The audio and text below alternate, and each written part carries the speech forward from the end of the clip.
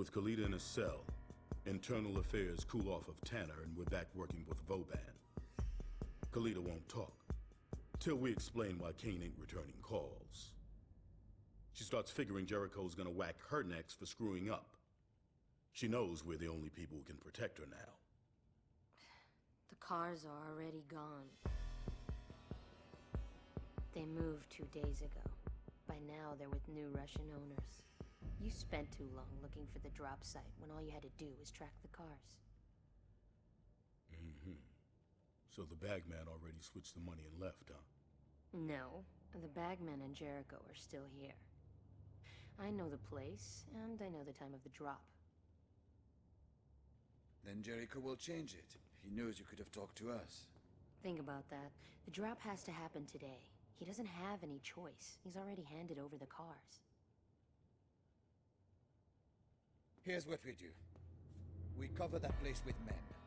We put cameras on every corner of every possible exit. We dragnet the area. We let everything in, and let everything we don't want just filter back out.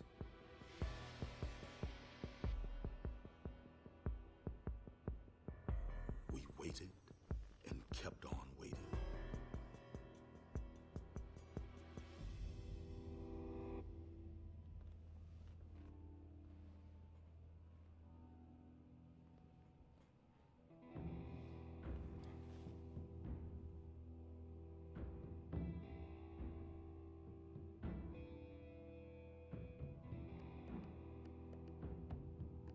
Then they showed.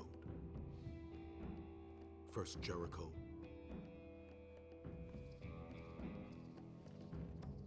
then the bagman.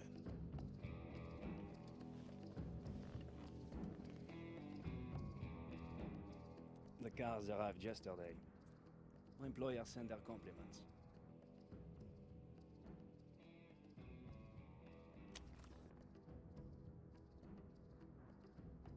It's half.